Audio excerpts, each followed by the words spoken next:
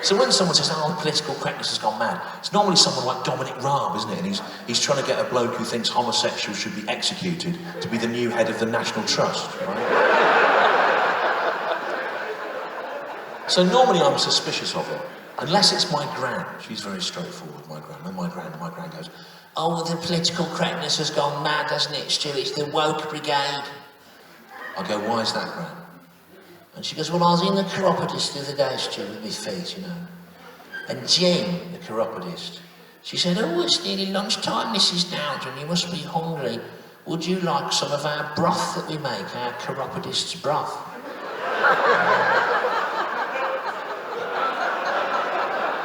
And I said, oh, yes, lovely chiropodist broth. And she said, well, you can have some of our chiropodist broth, Mrs. Dowden. But you'll have to drink it all down in the waiting room, because we can't have hot broth at the chiropodist workstations.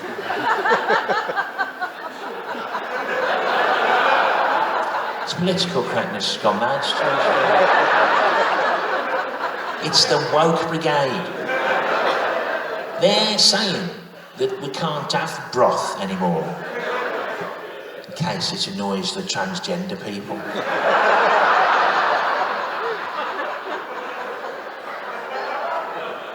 Listen, there's a whole generation that have confused political correctness and wokeness with health and safety legislation. It's political correctness gone mad, Stu. In the old days, you could get in the bath with an electric toaster. And Joe could get a Japanese blowfish, the most poisonous fish on earth, slice it up, put the sliced fish in the toaster, toast the fish up, bounce the slices of toast fish out onto the bathroom mat, drop the electric toaster in the bath, go, fall on the floor, get the toasted blowfish, spread all AIDS and anthrax on it, eat it, dissolve your own intestines, and then vomit out the bloody liquid slurry onto the bathroom mat in the shape of a Nazi swastika. But now, the woke brigade, they're going, oh, don't do that. What if queers see it?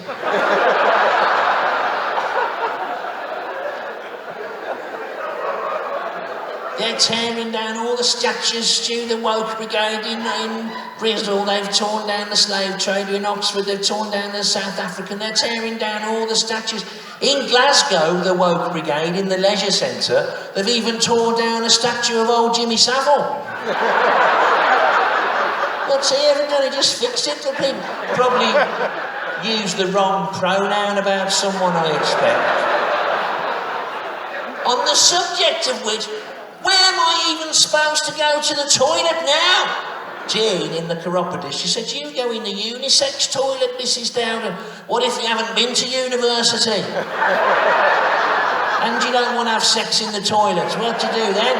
Go in the ditch like a pig while a paedophile films it and uploads it to TikTok. It's all wrong, isn't it? In the Bible, let me remind you, it's Adam and Eve, not Steve and Eve.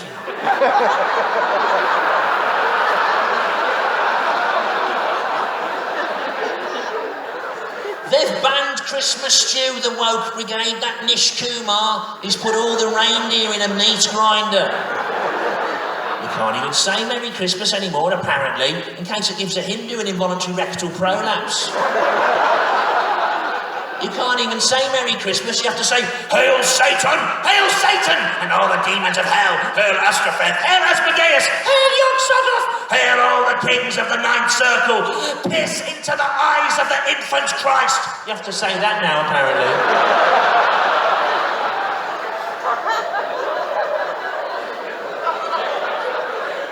That's written in lights at Birmingham Shopping Centre.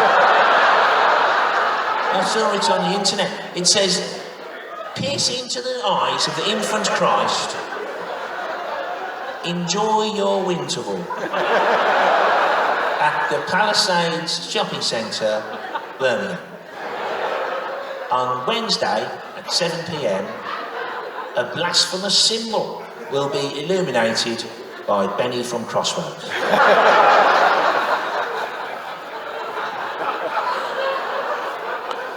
It's mad, isn't it? I know there's problems with the political correctness, but it's mad to think that we live, for people to say we live in a sort of totalitarian dictatorship of the woke, where you can't say anything. When the Prime Minister, the highest office in the land, has been able, with impunity, to call Muslim women letterboxes, gay men tank-topped bum boys, black people pickaninnies with watermelon smiles, all single mums, unfit parents, and all kids born out of marriage, including presumably half a dozen of his own. Ill-raised, ignorant and aggressive. If the politics doesn't work out for Boris Johnson, he can put all that stuff together into a tight 50-minute Netflix stand-up special.